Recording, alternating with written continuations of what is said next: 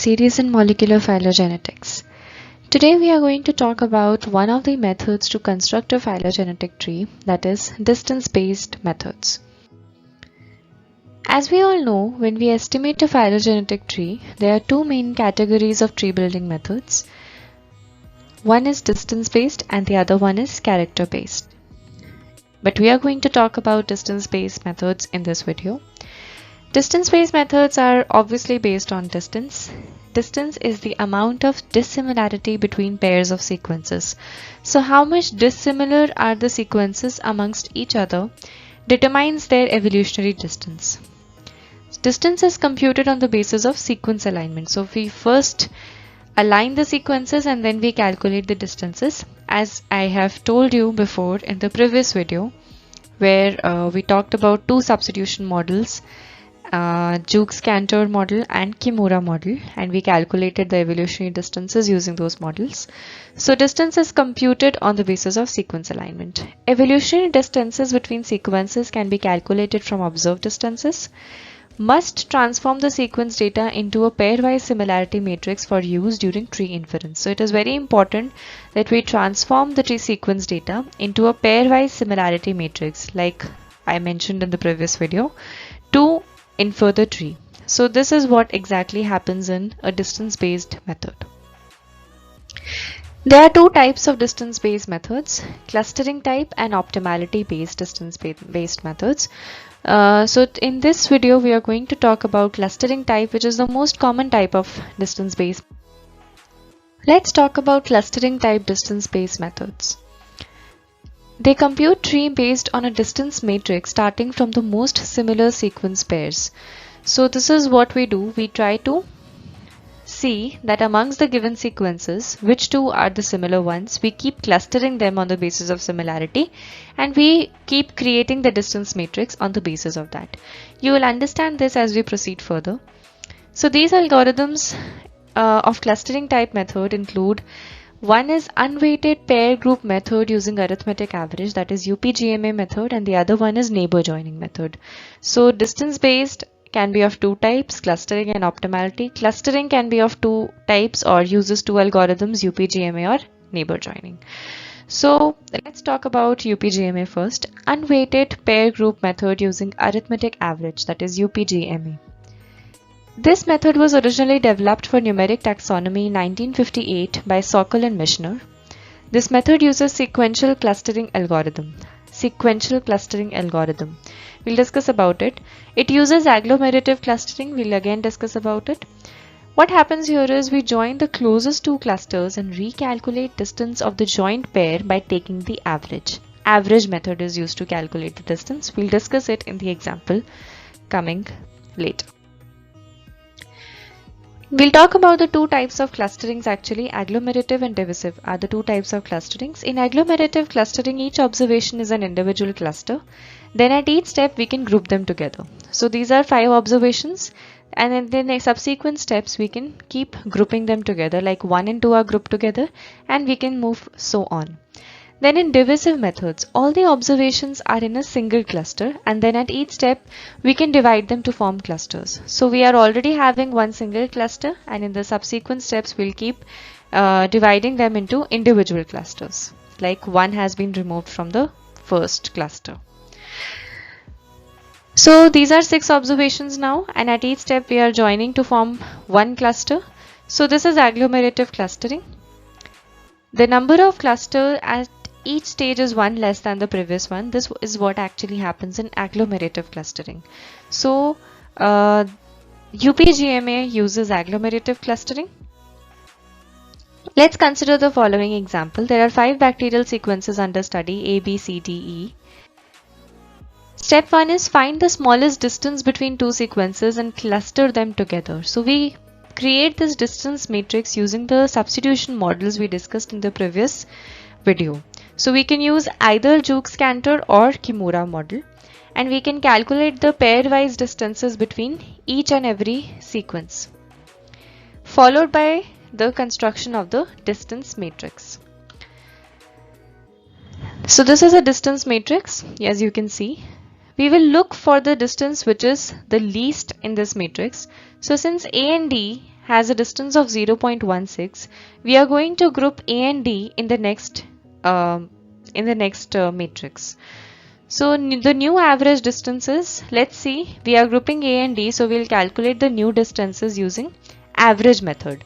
So we will calculate the distance of B with A, that is 0.57, and we'll calculate the distance with B with D, that is 0.68. So we are going to take the average of these two distances to calculate the new average distances for the upcoming matrix. So this is how we will calculate for C and E respectively. And if you'll see that how we have grouped A and D together, this is how it will look like in a phylogenetic tree. So since A and D has the least distance between them, we have clustered them together. That means they are the most similar sequences. So in step 2, we find the smallest distance between another set of sequences and cluster them together. So this is the next matrix where we have grouped A and D together and we have the respective members. We calculate the new average distances and we can see that B and C has the smallest distance of 0.23 and we group them together. Step 3, we find the smallest distance between another set of sequences and cluster them together. So here again we have the smallest distance, A, D and E are having the smallest distance amongst each other, that is 0.34. The new average distance will be calculated with the average method and we see that A, D and E are a part of one clade as shown in this figure. Then we find the final set of sequences and cluster them together. So this is the last matrix you see. And then we see that ADE and BC, there is only one distance left, that will be forming the root node. So when there are only two clusters left, this completes the calculation. So this is how we have the phylogenetic tree. AD were the closest, with ADE was the closest, so they form one clade, and then BC were dissimilar from these three, so they form another clade. This is how a phylogenetic tree is constructed using UPGMA method. Let's determine the branch lengths now. While constructing phylogenetic tree, we assume that all the taxa are equidistant from the node. So branch length will be equal to the half of the evolutionary distance. This is the formula for calculating the branch lengths. So A will be 0.16 divided by 2. We have got these values from the distance matrix before. So that will be 0.08 and 0.08 for D as well.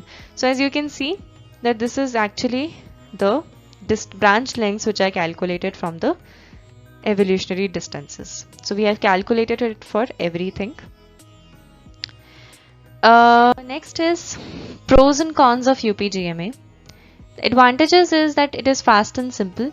Disadvantages assumes that same evolutionary speed on all lineages. So it is assuming that everything has evolved at the same speed, which is actually not the case in reality. So it's just an assumption. Then all leaves, that is the terminal nodes, have the same distance from the root node. In reality, the individual branches are very unlikely to have the same mutation rate. So this is exactly what the disadvantage of this method is. So we are a little behind the actual or the true phylogenetic tree. But it is one of the methods which is very fast and simple. It gives an idea about who is related to who, and we can get a rough idea of the phylogenetic tree in this case. Next is neighbor joining method. Neighbor joining method does not assume the taxa to be equidistant from the root. So this is actually solving the previous problem. It corrects for unequal evolutionary rates between sequences by using a conversion step. So again we use agglomerative clustering here. Conversion step requires the calculations of R values and transformed R values. For this we have some formulae. Formula for conversion of distances DAB dash, that is the new evolutionary distance.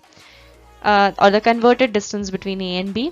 Then DAB dash equals DAB minus half into RA plus RB. So where DAB dash is converted distance between A and B, DAB is the actual evolutionary distance between A and B, RA is the sum of distances of A, and RB is the sum of distances of B.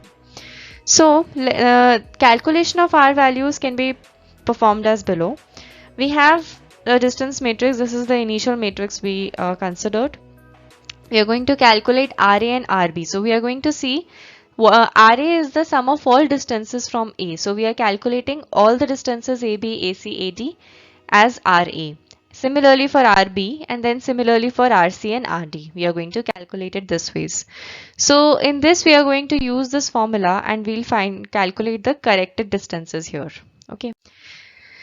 Before tree construction, all possible nodes are collapsed into a star tree. The pair of taxa with the shortest distances in the new matrix are separated from the star tree first according to the corrected distances.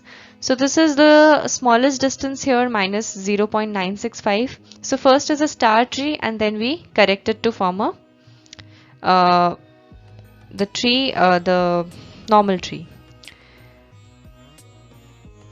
There are certain pros and cons of neighbor joining as well. Pros is advantages, it allows the use of an explicit model of evolution, a very clear model. It is also fast and simple. Disadvantages is it reduces all sequence information into a single distance value. This I will just give a light into this point in the next slide as well. It is strongly dependent on the model of evolution used. So it is very important that we use an appropriate model for calculating the distances actually. There are pros and cons of distance-based method. Advantages, it is very fast, only one tree is derived, topology and branch lengths are calculated, works with different substitution models of evolution. But there are certain disadvantages as well, which is very important because when we discuss these disadvantages, we can come to the character-based methods and how they are advantageous over distance-based methods. So disadvantages of distance-based methods are it is not guaranteed to find the best tree. There is less guarantee to find the best tree. Discards the primary character data, that is actual sequence information is lost. So the very important thing in distance-based methods is that you are converting all the sequence information into distances and the actual sequence information is getting lost during this process. So this is one of the major disadvantages of distance-based methods, and different sequences can yield the same matrix. So since you are converting all the information into distances, there is a possibility that there are different sequences which can give the same type of matrix and same type of phylogenetic tree will be constructed subsequently. So that is why we have to consider the sequence information as well, and that can be done when we use character-based methods. We'll discuss about character-based methods in the next video. Thank you. Upcoming, we have a video on character-based methods. If you found this video informative, please like, subscribe and share. Follow us on Instagram and Facebook. And for any queries and suggestions, please write to us at the given email address. Thank you.